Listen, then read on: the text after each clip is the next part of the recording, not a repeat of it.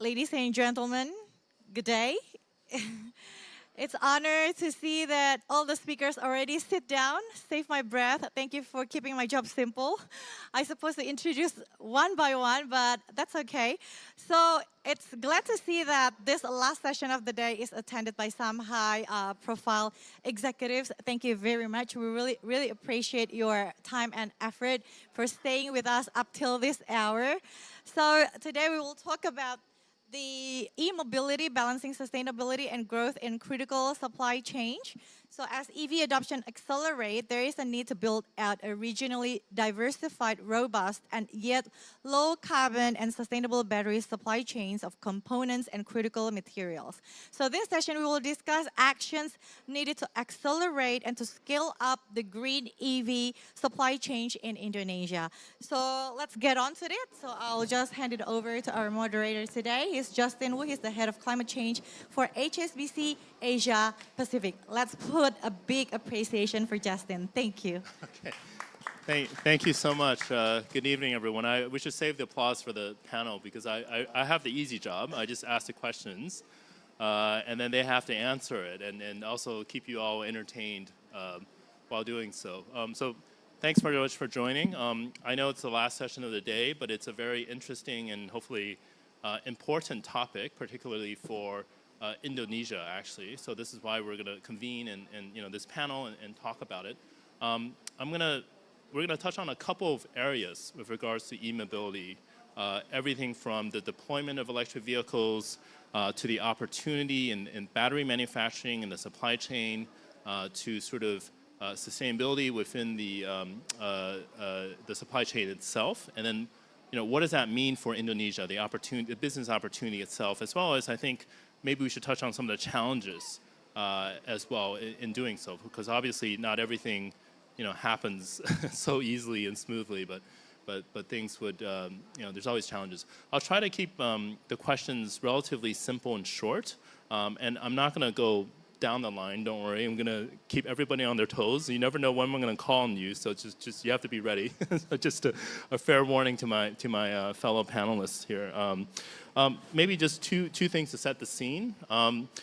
We hear a lot about electric vehicles, taking off and whatnot, right? Just to give you one or two numbers, and this is from Bloomberg NEF, actually. So about 10.5 million electric vehicles were sold in 2022. That's last year. That's about 14% of all new passenger vehicle sales. And that's expected to grow to about 30% by 2026. So we're well on our way to, this is no longer just a few cars here and there. We're well on our way to a fairly rapid adoption. And then, of course, Indonesia has a number of advantages, but one of which is it possesses critical metals and minerals that are necessary for the batteries that go into electric vehicles, such as nickel, for instance. So clearly there's an opportunity for Indonesia to deploy a lot of electric vehicles, to actually be part of the supply chain, and also to attract investment on this, and as a critical component within its both its economic development, but also I think it's also in its net zero transition. So I'll pause here and then maybe ask the first question actually to immediately to my fellow panelists on the left. Rashman, I'm going to go to you first, right? Because you're your government. And I think you're well aware of this opportunity. So maybe set the scene for us, right? Tell us what is exciting, what excites you about electric vehicles, what's special about it for Indonesia, and what would you like to see actually happen? How do you want to capture this opportunity? Yeah, thank you, Justin. So, of course, we are at COP, so we talk about climate, right? So, I think EV is a very obvious way to decarbonize. Indonesia emission profile, about 1/4 is actually coming from transportation. So beyond that benefit, I think now we also want to talk about the business opportunities, right? So today, Indonesia has about 150 million tailpipes. 130 million from motorbike, 20 million for cars. And then we sell about 1 million. That is probably worth about 20 years worth of sales. 1 million car every year, about 5 to 7 million motorbike every year. It is a very big business opportunity, actually. It's a big industry in Indonesia, albeit today mostly combustion. So I think for Indonesia, we have our domestic automotive industry. The number that you mentioned also excites but also scare us. We know if we don't do anything, our domestic industry that is very heavily combustion engine will probably become obsolete and will end up becoming an importer country. I think that is what we see in the government. Therefore, we want to push the electrification. And also, I think Kwame's company already mentioned, the moment you pass 5 to 10%, that is already there'll be a hockey stick afterwards, right? And the world already passed that. So we know it's going to happen, that people will move into EV. We have all this big industry that needs to be shifted towards EV. So for us, it's kind of like a failure is not an option type of situation. And of course, you need to start with our domestic demand. No, I think that's a really good point, right? I think there is a future business competitiveness angle to it as well, right? In the sense that, the industry itself and switching electric vehicles. So, Dan, if maybe I turn to you next. You're a company in Indonesia, a big one. And obviously, you're undergoing a transition itself, right? So how do you see electric vehicles or the battery supply chain? What is the opportunity for Pertamina New Renewable Energy specifically? Which part of it would you like to capture? Yeah, this is we look at it as a big opportunities, right? Even though, as Pak Rahmat mentioned, this is actually going to cannibalize our existing business as oil and gas, because we sell petroleum, gasoline, and whatnot. So we look at it basically. We want to develop the ecosystem of electricity vehicles, right? Either two-wheeler or four-wheeler, because we know that this is just a matter of when, not if, right?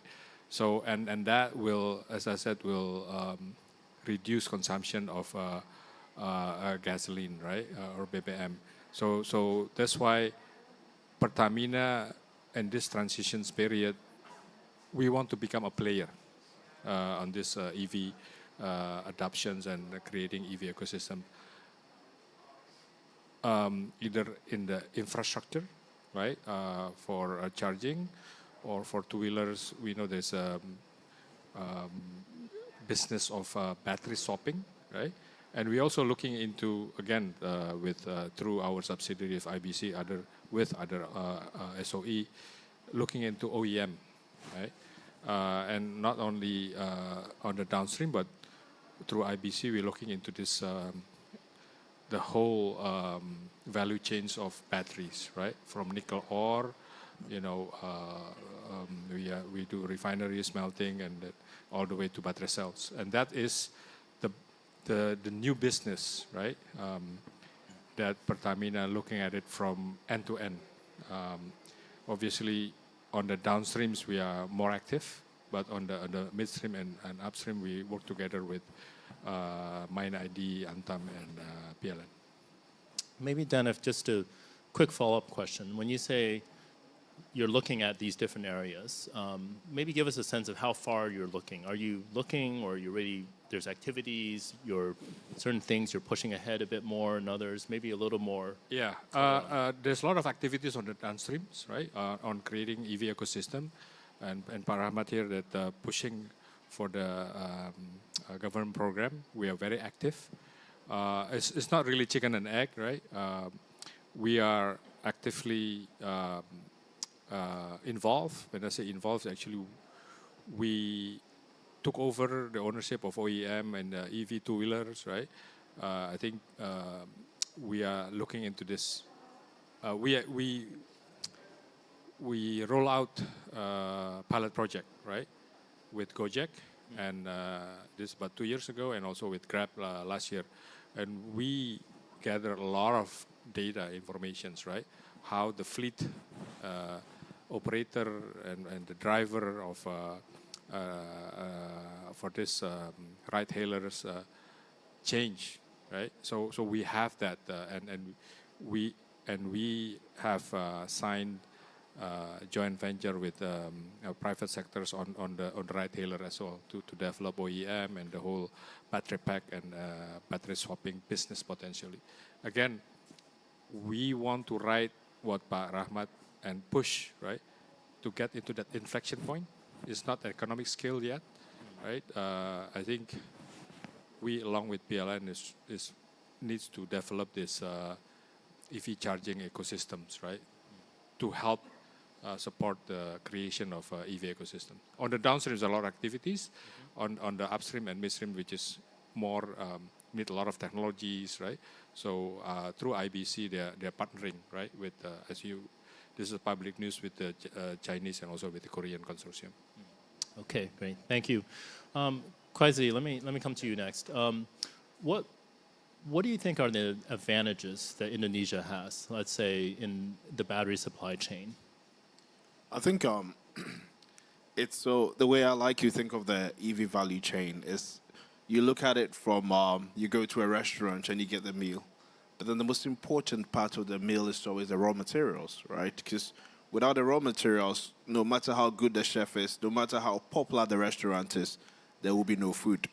So if you think of it within the context of the electric vehicles, the most important component is the raw materials, and that is why.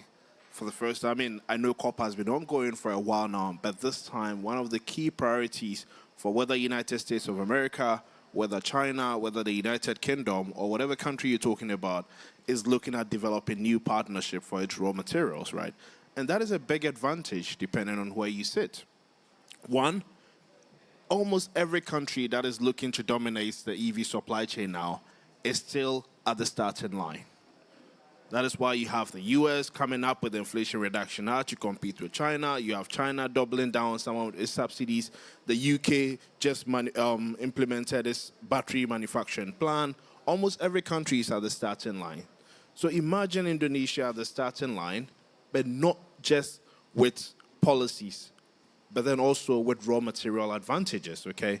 So it's very important. And the reason why it's important is that if you look at the historical trend of the auto industry, if you look at countries that have dominated the auto sector over the last 100 years, at any point in time, they had at least one competitive advantage. Let's start with the United States. So back in the days of Henry Ford, although I was not alive then, I'm told that what Henry Ford did to put the United States auto industry on the map is to perfect the manufacturing on the assembly lines. So that became what I call the secret recipe that America used. The fact that they could assemble 10 cars in an hour or 100 cars in an hour, and the Germans couldn't do that at the same pace, right? So let's fast forward it. We all had German machines, okay? People say that the German engineering is so perfect. So the Germans used that competitive advantage they had in engineering to build powerful engines. And you can see that the latter part of the 20th century, German vehicles dominated the auto industry for a very long time. And then quite later in the 20th century, overnight, we hear about Japanese and Korean cars. And what was the trigger? What was the secret sauce of the Japanese and Korean automakers? Simply because it was at a time in the world where oil prices have significantly gone high because of the gold standard being dropped and a few other market factors that oil became very expensive. So filling your car became very expensive. So the traditional GM cars or Ford cars that Americans were used to became unaffordable to maintain. So the world was looking for cheap, smaller cars. And in came the Japanese Korean recipe. And now we are in a different time, the 21st century. The battery electric vehicle is the new drivetrain that will drive the future. And what is the secret sauce? Having access to raw materials. And I think that if Indonesia is able to get to the starting line with these raw materials that the industry need, I think that it would be 30% ahead of any other country, and the future could look very interesting. So to answer your question simply, Indonesia is in a very good place. And I think the fourth wave of the auto industry is theirs to take. Okay, I think we can conclude the panel now, but but I think my colleague Francois would be very upset with me at this point if I did that. Thank you, Kwesi. But well, I'll come back to you in a moment about that. But Shinta, maybe I turn to you now. You know, this is, I think we all, you know, dancing around this question about opportunity. Kwesi mentioned raw materials. Indonesia is blessed with raw materials, nickel, but obviously I think, you know, there needs to be more, right? We need to attract more investment, right? We need actually to build a value chain. So maybe from your perspective, can you share with us, first of all, do you agree with this sort of advantage that Indonesia has? How do we facilitate more investment to actually build the whole value chain? Thank you, Justin. So if we look at the investment side, with the trend right now, even in ASEAN, there's already like 50 billion investment going to ASEAN, much more to come, especially for Indonesia. Yes, I completely agree. I think having nickel is a big advantage, but I think we, as business in Indonesia, we're excited the fact that our government are really actually looking into this downstreaming. And I think for the first time, from the industry point of view, the EV becoming like, to me, is like an example of what Indonesia can do. Because actually there are many, many other opportunities. So this is just the beginning. And mapping, I mean, I remember the very early days that you map, you know, all the way from nickel, what do we have, what Indonesia doesn't have, what Indonesia have, all the way until the battery recycling, which is exciting. And then we can start also allowing our own investors, not just foreign investors, but even domestic investors to come into the pictures. Where can we come in? So I think this is opening really very, very big opportunities. But what are some of the elements that we may need to watch for? So I think both sectors, the EV and the nickel processing, really reinforce each other in reducing the cost curves through increased demand, making it one of the biggest opportunity for Indonesia to realize a green industrial revolution. Why is it? As a concrete example, I think globally, EV manufacturers are pushing already to ensure their supply chain are zero carbon. And this is why we're here today at COP, is that to see that actually the problem right now, the current grade that nickel processing in Indonesia are very energy and emission intensive. So we need to find a way on how we can, the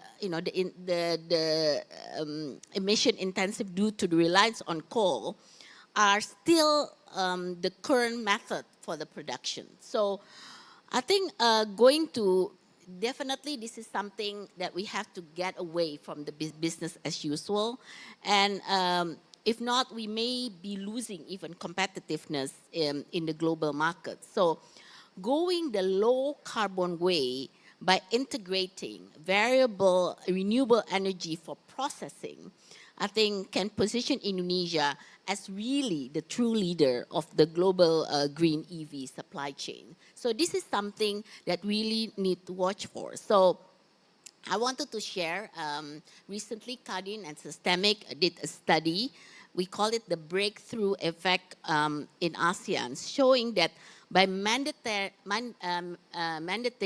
renewable use in nickel-related industrial park, it can create 1.7 to 2.8 gigawatt demand for low carbon power generation. So I think this shows how going the low carbon way in nickel processing can have a knock-on effect to other sectors, such as power, as bringing demand for also clean energy into nickel processing will help really accelerate the deployment of renewable. And this is another opportunities. I mean, we've seen how now Indonesia is also pushing towards renewable. And I think the investment will come in this sector as well. So yes, definitely, I think the way now is how, of course, regulatory framework. We're talking about many aspects when we talk about investment, how we can have the right investment climate conducive to bring this coming in. Thank you, Shinta. Yeah, I think you touched on two things that which I actually want to follow up with on the panel. One is sort of the sustainability aspects of production of nickel and the value chain itself, right? Which is a very important question, I think. And then I think the regulatory environment, which we should come back to. But let me bring Francois into the conversation, maybe just to take a step back. You know, HSBC, we've been in Indonesia. We're involved in a lot of these companies and transactions. So maybe paint a picture for us, right? What are the opportunities that you've seen? What are some examples of sort of what the panel has described so far, right? What are some examples of this sort of happening right now, of whether companies from the outside coming in, investing in Indonesia, or Indonesian companies, looking at these things? What are some examples we've seen so far? Yeah, so thanks, Justin. I think, as Kwesi has mentioned, there are a lot of opportunities in Indonesia because Indonesia has a raw material. And that's a unique selling point, that's really a competitive advantage that not that many countries has. And this is creating a lot of demand for investments. We estimate that there is more than $80 billion of investment in the whole ecosystem of nickel, batteries, EV. And this is also thanks to the policies from the governments that has encouraged the downstreaming, which is really helping all the industries to move up the value chain and not stopping just at smelters, but then encompassing the whole ecosystem and value chain that goes up to EV. And this is driven, to your point, Bushinta, not only by foreign direct investment, but also by domestic investment. And we have seen a lot of examples of successful local companies that are investing also in this area. For nickel, we have seen investment on the like of CNGR Huayu from China. And all the investment in the pure nickel will result in a production, it's already the biggest in the world, but that will reach 4.5 million tons per year. And the investments also are in batteries and batteries components. We have a lot of investment also from the like of CATL from China, but also the Korean. We have a joint venture between Hyundai Motor and LG Energy Solutions in batteries. And the facility they are building in Karawang will represent a capacity of 10 gigawatt hour, which is enough to power 150,000 cars per year. So that will really be quite a game changer. So these investments are creating huge opportunities for Indonesia, and we see a lot of investment coming. And actually, it will also support the growth in the GDP of Indonesia. Our in-house economists expect the normalized GDP growth to move up from 5.3% to 5.8% by 28, and this difference of 0.5% is due to the EV ecosystem and all the downstreaming activities. So you can really see that it has a really huge impact on the economy of Indonesia. Thank you, Francois. Rashman, let me return to you, right? So we heard a lot about the opportunity and quite a bit of excitement actually on the panel, which is great. But obviously the regulatory landscape governing EVs and the supply chain in Indonesia, I mean, that's very important, right, as to enable sort of investment and the growth that we want to see. Just tell us a little more about that, right? Are you happy, I guess, with what's there so far? Or is there more work that needs to be done? And what's sort of the agenda that we need to pursue? Yeah, I don't think, we are barely started, I think. So in order to build the EV supply chain, of course, you need to create the demand, right? And then hopefully provide options. So you need to create demand, you provide good, affordable options, and then you provide the infrastructure. So today, for example, for cars, we know that cars is quite expensive. The green premium is quite high, so we started with an incentive to lower the price by, let's say, 10%. We reduce the tax. For motorbike, it's even more. We give about 7 million rupiah, which is probably about 20 to 30%. We arguably, you can bring the parity between combustion and the EV motorbike. So we started that, and then on the affordability side, right? Second thing is that we know there is not enough options today, at least on the car side. Motorbike, we have plenty of options. So there are 17 brands, 35 models in Indonesia.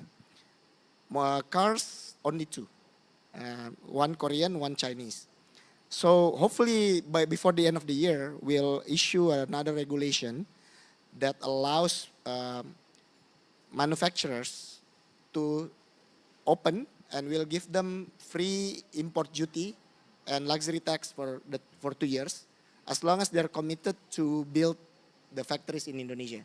So they can import, let's say X, but in 2 years, and then with the next 2 years they have to produce X as well. So 1-to-1 ratio, and that will give them free duties, which is about 72.5% price difference.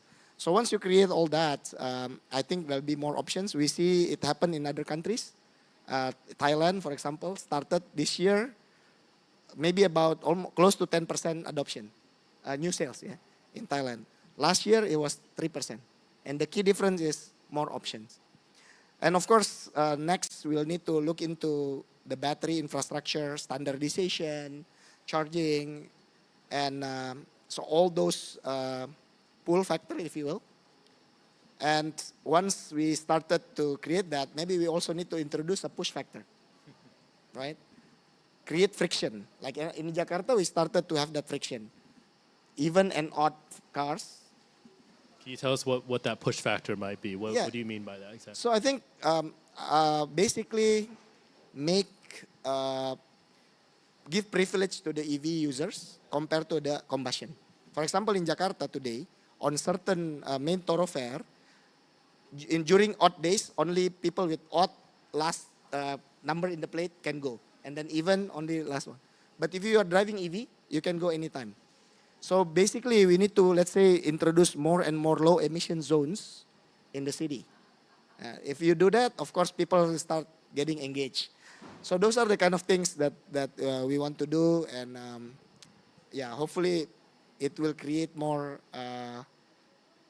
friction if you use combustion or you use emission car. And maybe at some point, we probably need to copy the European countries and like California, i.e. stopping selling stopping the sales, new sales by some time, maybe 10 to 15, let's say 15 years or 20 years before we want to hit our net zero target. Just a quick follow-up question. I mean, you heard from Francois, there's a lot of interest from, let's say, other Asian battery makers or car makers to invest in Indonesia. Is the goal to sort of bring in a lot of these foreign companies to sort of set up manufacturing in Indonesia, or to develop domestic manufacturing, or a bit of both? How do you sort of see that balance between the, the foreign investment and the domestic sort of development? Yeah, I think we will see them as the same thing. Like for example, our combustion engine, it's driven by, let's say, mostly Japanese brands. For example, they are foreign, but they invest in Indonesia, they employ Indonesian people, they build supply chain in Indonesia. So that is the hope that we want to do as well. They have to be committed to build say maybe start with assembly and then increase the local manufacturing. And obviously, we have good materials for battery. So this is also what we want to do. Even though we recognize that not all the battery materials produced in Indonesia will end up in Indonesia, because maybe we are blessed with maybe 25% of the nickel reserve in the world, but our market share of cars in the world is only maybe 2%. So we cannot keep everything. We have to share our natural resources to the world. But that being said, we don't want to reach at the point whereby we run out of nickel, for example, but all those nickels already in Europe or in America, in China, and we don't have it.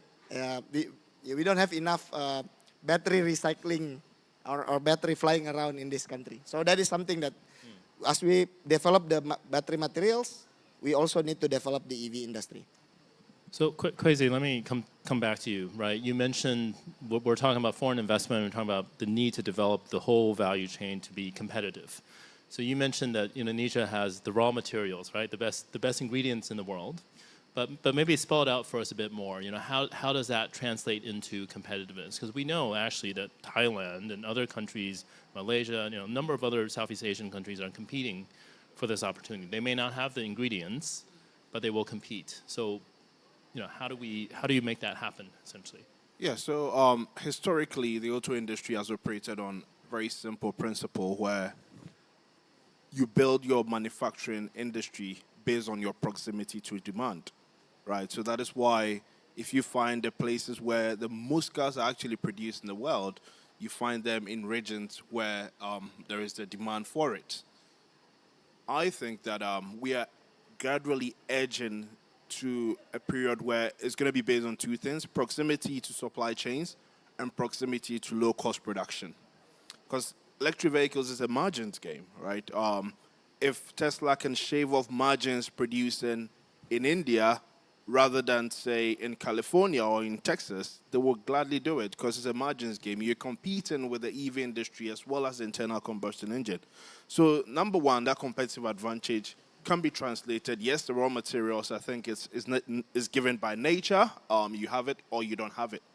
But you need to look at the evolution of the battery industry to really understand the second part of this equation, which is the competitiveness of producing low cost. So let's say 15 years ago, historically, it's been the Japanese and Korean cell manufacturing that were actually able to attract capacity to build downstream. Now, fast forward, it's China that is dominating the world by far. And we can only ask, what did China do in order to bring the cost of battery production down compared to everywhere else in the world? And it comes down to, I think I'll follow on the point that the Honorable Minister made. Number one is really creating or incentivizing local demand. If Indonesia wants to dominate the downstream of the battery manufacturing industry, it would not be able to succeed based on China's demand or Europe demand. America would not build the demand that would make Indonesia's battery industry competitive. It has to be Indonesian demand. So that is the one, incentivizing demand. The second part of it is when all of us in the room could potentially play a role. How many entrepreneurs are here? No? Oh, okay. So the next phase is really where the entrepreneurs comes in. And if I tell people that CATL 7 years ago was among the small battery manufacturers in the world, many people struggle to understand. It was actually a very small company. But here's a playbook I'm going to give the entrepreneurs in the room. So the first thing the Chinese government did was to incentivize demand. And I think the Honorable Minister talked about if you bought an EV today in Beijing, you are likely to get it registered as opposed to buying an internal combustion engine, which will probably get registered later when you're dead, 20 years later or 30 years later. So it incentivized the demand. But then the next phase of it was that the Chinese government realized, I'm not going to create demand for electric vehicles for American companies to come in and build that supply to fill that gap. So then they supported domestic companies like CATL to fill that demand that they've created. And that is the next phase of Indonesia, taking advantage of the cost competitiveness that I talked about. So now setting up domestic champions is the next phase. But then it's a global industry. You have domestic companies that you set up to fill that local demand, but they are equally competing. I think the Honorable Minister said that you're equally competing with Japanese companies as well that are doing it at low cost. So then the third phase of this playbook in making Indonesia competitive is now look at how do you now generate economy of scale? And to explain economy of scale, I have a very simple example. If you have a 1 gigawatt battery factory, you need one receptionist. If you expand it to 10, you don't need 10 more receptionists. You still need one. So creating economy of scale is one thing that China used to now lower the cost to the point that 7 years down the line, CATL is now the largest battery manufacturer, surpassing Panasonic and all those LG Chems and other companies that we know. So I think with these 3 or 4 points, if Indonesian company, which could potentially be from anyone in this room, including my good panelists here, if you could guarantee that the government has created that demand, 2, set up local champions, 3, use economy of scale to drive down costs, And four, send out those companies to the world to become global champions. We could potentially have the next CATL in the room. And that, I think, combining it to the supply chain that Indonesia have would make the country a competitive one. Danif, let me come back to you. I mean, you have the Indonesia Battery Corporation, right? And then you also mentioned a number of areas. I mean, there's actually quite a few things that Pertamina can play into, right? One is the renewable energy demand, setting up the charging infrastructure, the battery manufacturing. There's almost a menu of options. How do you see? Is it that this is sort of a bit of everything, or do you see that there are some that are particularly more interesting than the others? Or at this point, it kind of goes back to the first question I asked you, but maybe we come back full circle again. But how do you see, all the steps in the value chain? Which one would you play in, or invest in more? It's good questions. I think right now, to be honest, we are all over the place, right? We are touching all this either directly or indirectly, right? From upstream, maybe not mining, right? From smelting all the way to battery cells, even to OEM. But what we need is economic of scales, right? And none of this is actually, and Pak Rahmat just mentions, we just started, right? And I think this is what we, or I'm trying to develop. Can we actually have scale business? Because without scale, we're not going to be competitive, right? So again, I think we are blessed with from the raw materials, right? I think the way I look at it, the scale will come from upstream, right?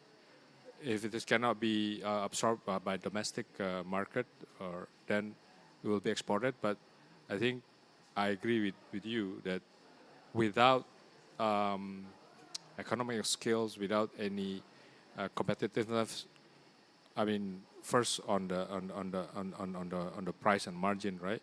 But also we mentioned about the sustainabilities, right? The source of energies, as Ibu Sinta mentions. This is also a challenge, right? That a lot of this and the supply chain, they require competitive, low carbon, if not renewable energy sources, right? Because this is required by the OEM, right? Because they're actually counting how much the carbon emission. So we are still in this journey, to be honest, Justin, right? And Pertamina will definitely play a role, the one that provide economical skills, because anything that we do, we are integrated energy company. We provide energy right? Primary energy. So we are entering into this new, what I call it, cycle, right? Not cycle, this new value that we need to be able to create at the end value through economical skills. So again, it's still a journey in my opinion. Absolutely, thank you. Shinta, maybe come back to you. Maybe it's a difficult question, but do you think there's anything still missing in our conversation about, we have policy in place, we have supply chain, we have attracting foreign investment. Is there anything that's still missing, you think, from this picture? It triggers when you talk about China, you talk about economic of scales. We know that, right? But Indonesia auto industry has been dominated, like Pak Ahmad said, by Japanese. Do you really believe this can change, right? I think even now, first of all, as you know, the Japanese are not really following the right path on electrification. I mean, they're doing more hybrid, right? Yes. That's already creating a very big issues. Not issue in the sense that, of course, this option for consumer, but what I'm saying is I cannot imagine that we're going, being able to open up and Japanese that started with like what 90% also, and then what they're going to be 50%. The whole, we have to look at the whole ecosystem, right? we have to talk about the distribution as well. This is a big part of going into, I talked to many people, we were talking about car dealers, we were talking about, this has been ongoing in Indonesia for a long time. The players, who monopolize, it's all there. We can count who are in the game. And it's not easy to just, suddenly we are doing this transition. I cannot imagine how that would look like. So I think what's missing here is understanding how Indonesia actually operates. And when I talked with my colleagues, the CEO of the Vietnamese electric car that's now going global, starting manufacturing in the U.S., I said, I don't think we will ever reach to that point. But I mean, Vietnam, they have nothing, right? I mean, no nickel in Vietnam, and they're able to do that. So obviously, there's a lot of ambition for us entrepreneurs, business people in Indonesia. There are ambition, but we also realize that in Indonesia, they are much more than having that ambition. Even the regulation. There's this, I think, component of more on the how do you call it? Yeah, we need to understand how it works. Let's put it that way. How it works, and I think even we were trying to bring, like, for example, TVS. They already have for two-wheelers, electric two-wheelers, TVS India. They already have a manufacturer in Indonesia. And they said, Shinta, how can I have the domestic market? Because now it's fully 100% export. I cannot sell in your domestic market, right? So this is some challenges that I think we need to understand. How willing are we, to make all these changes and make this transition? What is missing then in that?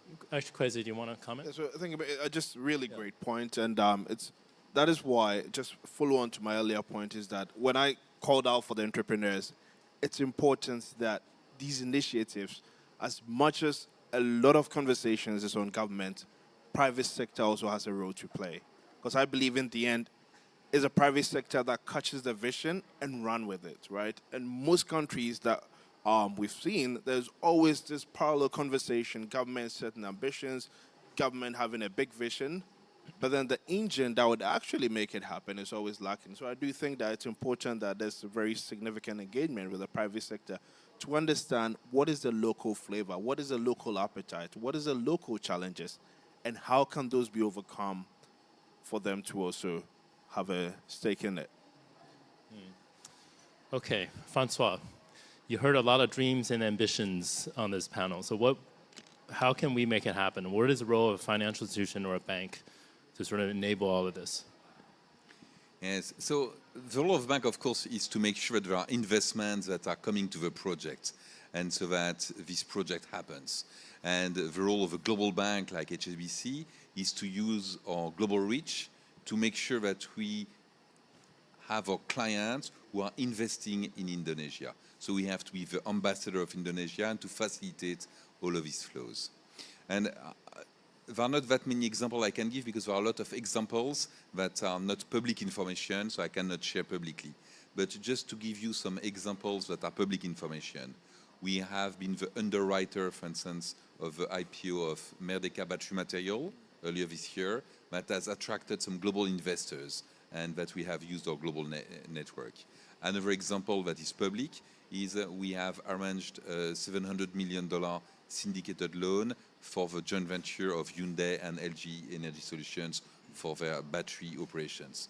So that's just two examples of what banks can do. I think really that there is much more that can be done in this space, because when I mentioned the amount of potential $80 billion of investments, that will create something more than just the business as usual, like Paramat reminds us all the time. And this is where also we have initiatives than the JETP that will help, I believe, to create the right environment so that there is more energy transition that is happening, but will also give a competitive advantage to all of this ecosystem. That will need also to have green electricity in order to be competitive. Because if you have Tesla of this world, the Apple of this world, you will not want to buy nickel that is produced with coal. And that's why all the energy transition, I think, is an important component of the competitiveness of this market in Indonesia. I kind of promised we would return to that question, but Shinta, go for it. No. Because I keep on mind what's also missing. I think we have to look at the jobs, right? Because while we are developing this industry, I think Indonesia, as you know, are very much more low skill, right? And when we look into this new opportunity, we also need to look at the jobs. We've gone through the same thing with energy transition to have the just transition. I think it's the same way, right? How we need to pay attention to how the rescaling, the upscaling of jobs to fill in this new, this new opportunity. So I think that's also a missing thing that we need to pay attention. How can develop more of these jobs? Kwesi, you want to And actually, we did a study for one government at BNF on that. So, what we call the just transition from a mining perspective, and I mean similar profile to Indonesia to a large extent, where the coal industry creates a lot of jobs at the moment, and instantly you're telling the government that, look, we want you to transition to a technology that relies less and less on coal. And I think if you see, it's that realization that most other countries, take Germany as an example. So 3 years ago, the German government commissioned a study, and they realized that if they don't get first mover advantage in electric vehicle, by 2030, almost 400,000 jobs will be at risk. Overnight, the German government's position towards electric vehicle changed, because back then it was being led by the industry, and the industry was like, oh, we probably shouldn't worry now, let the Americans take the lead. EV is not important. But once they realize that 400,000 jobs is at risk by the end of this decade, they are pushed to change. And then the subsidy regime, oh, sounds like a happy birthday. But then, if they did not come to that realization and push for a first mover advantage, you would realize that with time, now the Americans are competing. Battery plants that were supposed to provide German jobs are now being shipped to America because of Inflation Reduction Act. So first mover advantage is very important, because in the end, if you don't move now as a country to secure the new or the jobs of the future, someone else will. And these legacy industries, I mean, as sad as it sounds, in a transitioning world, somebody always is left with the last step. And I don't think any country wants to be that. So I think it's important that that is addressed significantly, and the time to do that is now. Rashman, I mean, is that top of mind for government, the jobs aspect of it? Of course.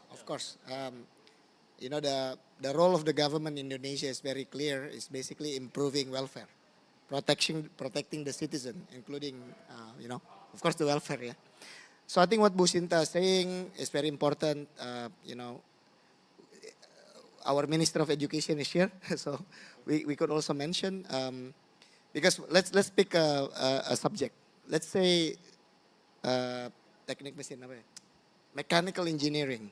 Mechanical engineering right now is probably talking about combustion engine. It's 150 years technology, right? Next time, maybe next 10, 20 years, we have to look into it differently. But maybe for your comfort, yeah, I mean, as Bu Sinta mentioned, domination of of like an industry and whatnot. One thing I can say is that I don't think it's gonna be. This is gonna be a transition. It's gonna take maybe 2-3 decades. So I'm not that worried that the jobs will be gone immediately. So we probably still have time, but we have to start today. Because one car will be off and then new car will come in. Hopefully, it'll be replaced by low emission. But we have seen companies gone very quickly. I think maybe 15 years ago, we never think, BlackBerry is gonna be not around, right? Or like before that, Nokia or whatever, all this. So it's possible. I think we need to mention to our partners, if they don't go with the flow, they will become irrelevant. So we have to tell them. But for us, in the government of Indonesia, we see the trend. We need to prepare our people for that, to have that option, to future-proof the options of our people. Okay.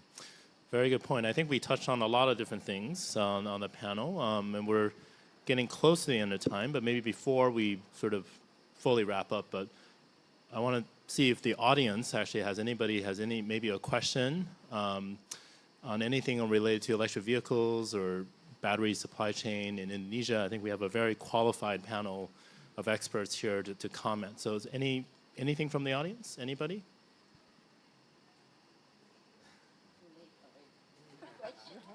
Yes, maybe the gentleman in the back. We don't have a microphone, do we? Or yeah, we do. Okay, please.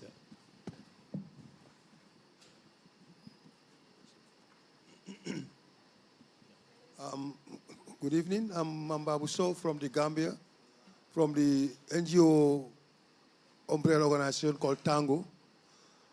My question here is how affordability and the accessibility of the batteries, and knowing that most of these raw materials are coming from Africa. And when it comes to energy, Africa is the most affected. When it comes to energy and this industrialization, Africa is far behind. And most of the raw materials are coming from Africa. What is going to be Africa's position when it comes to these new technologies? Thank you.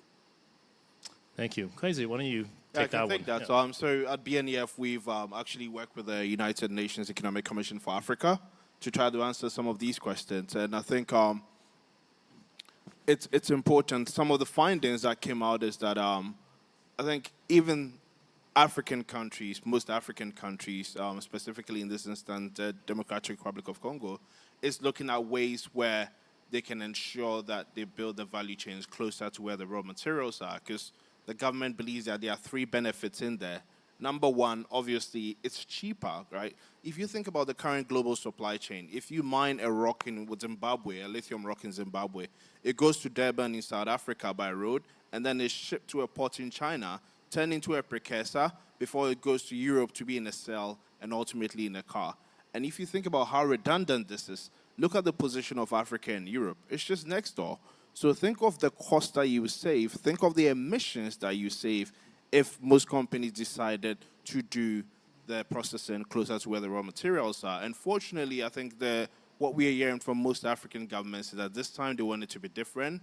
And I think the United Nations is supporting, as well as other financial institutions, to ensure that those supply chains are closer to home. But then it will take action and not worse. Thank you. Yeah, and I think that's also supports the case for Indonesia too, right? Having that value chain in Indonesia itself to support what is Indonesia itself a very large growing market for automobiles as well as neighboring countries. Maybe one more from the audience, please. Yes, yes, sir. Thank you for the opportunity. My name is Pius Ginting, NGO from Indonesia. It is glad to hear that there is a spirit to build, to use renewable energy in the nickel processing. But my question is, because this industry is energy intensive, so is there already examples to use fully renewable energy so to make the product become competitive? Thank you. Okay. Yeah. Yeah, thank you. I can take that. I happen to sit as a vice chairman of PT Vale Indonesia. So in Sorowako, which is the plant, it's actually using renewable. So 100% of electricity coming from hydro. So I think the question for this is that it's not about whether we can be competitive or not. It's just about whether you have the renewable resources nearby. So beyond that, of course, Sorowako plant is blessed to have that hydro potential. Moving forward, what we are trying to do through the energy transition program that Indonesia has is that we want to build more and more grid transmission, for example, that connects the eastern leg of Sulawesi the western leg of Sulawesi to the eastern leg. Because in South Sulawesi and Central Sulawesi, there's a lot of renewable, renewable potentials. They have hydro, they have wind, and of course solar everywhere. But a lot of these factories or the mines is actually in the southeast. So what we need to do is, so the technology is there, it's possible to do. What we need to build is grids so that we can have lower and lower emission mix in the system. Thank you. Any more from the audience before I get to ask the final question to the panel? Any more? Okay. All right. So one final question, and I'm going to be fair, so I will go down the line in order, starting with you, Rashmat, so everybody has time to prepare. So let's say that you have a magic wand, and short answers, please. You have a magic wand, and with it, you can do one thing to make Indonesia, let's say, the leading manufacturer of electric vehicle batteries by the year 2030. What would you do with it? So just think about it. You can do one thing, and let's just say let's focus on EV batteries for now. So yeah, for me, I'm a deputy for infrastructure, so I'll start with the EV, the vehicle itself, because if you have that EV, then the value chain typically will follow. So you want EVs to be manufactured in Indonesia? Manufactured in Indonesia, Yep. we become export hub at least in the region. Okay, and that would in turn stir demand for the batteries. Okay, Shinta. I think I'm gonna go with the customers. I think how to make our customers, because I think that will be the biggest challenge into going into a more EV driven. So you want to make electric vehicles cool for every Indonesian citizen right. to That's the want right to purchase way. an electric vehicle? Exactly. Okay. That doesn't, I don't think you need a magic wand for that, right? You do, because I think for Indonesian it will take quite some time. Okay, all right. Well, maybe more to explore on that one. Okay, Danif. For me, is because Indonesia is an archipelago, we have all this the resources and demands in different area, different islands. Connectivity is very important. Connectivity will create the economic of scale, because that's for business. That's what can make things economic of scale and profitable. I couldn't agree more, Afton. It's not talked about a lot, but a good grid system can make all of this happen, right? Much easier. Can I just want something? You only get one wish, not One, two. The genie I is out of the. I want genie's the out. recycling battery to be in Indonesia. You can only have one, battery. but I okay, fine. I give it to you because it's linked, right? It's linked. I want the recycling battery. The recycling Yes, business. I want Indonesia to be the recycling battery hub. Well, I mean, this goes back to your first point, right? That the whole thing has to be sustainable, sustainably produced, and then sustainably end of life, right? So, okay, we'll accept it. Quasi. Yeah, and for me, I want my magic wand. This transition should be people-centric. And sometimes I think we fall victim to our big numbers, our big vision. But in the end, I'm a mining engineer. I've lived in the mining community for 6 years. And I know that mining can be a blessing or a curse, depending on how close you are to the action.